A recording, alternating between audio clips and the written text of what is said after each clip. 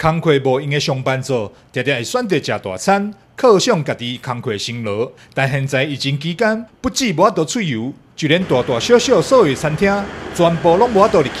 不只好餐饮头家也会叫，就连消费者也郁卒食袂到美食。但想到这拢是为了防疫，大家拢甘愿忍耐。不过贸易者头壳动了紧，既然人客无法度入来，因就主动出击。设计出各种具有餐厅招牌菜色的防疫便当，一推出就得到真侪上班族美食报马的推荐。台南就是正统的泰式料理还蛮少的，而且就是云象它的厨房的工作人员基本上都是太极的厨师，所以我觉得它的味道是特别道地，然后菜色又很丰富，价格又平民。这间位伫咧安平区的云象泰式餐厅，因为拢是聘请泰国主厨，因所料理出来的餐点不止口味正统，菜色又搁多变，所以也未到中昼12点，餐厅门口就有消费者排队等着要出餐。以前来这边用餐过，不管亲戚朋友都有来过，都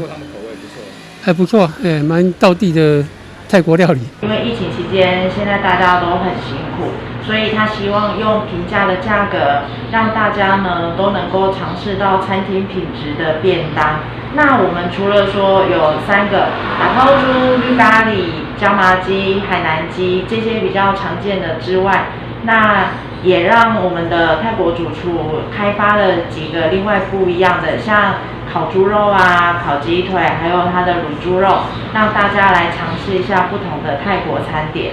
另外，在东区大中路2段，嘛有一间餐酒馆，因为疫情禁止内容的规定，所以嘛推出防疫便当的服务。经过消费者口耳相传，现在便当的生意嘛愈来愈好。得知他们有在卖便当，你是在 FB 看到的？FB 看到。那你看他们菜色觉得怎么样？就看起来好像还蛮好吃的，就来买看看。那你觉得他们以前是这种餐酒馆啊，现在变成在卖便当这样经营，你觉得你有没有什么想法？觉得还不错，不然疫情期间可能餐酒馆也没有办法经营，加减就是有一点收入。因为餐饮业禁止内用的时候，尤其是居酒屋跟餐酒馆的话，受到非常非常大的影响，等于收入变零，所以一定要有应变措施。所以我们在其实很久之前就应该是台南前几家推出便当的。对，然后居酒屋便当的居酒屋，然后就是转型以后，我们便当就是一直以来就是99块，然后做大台南地区的免费外送，只要订一个我们就外送。然后刚开始当然是成效不是那么好啦，但是后来就慢慢经营，然后大家口碑也不错，然后偶尔让到目前的为止的话，便当量还有在一定的量。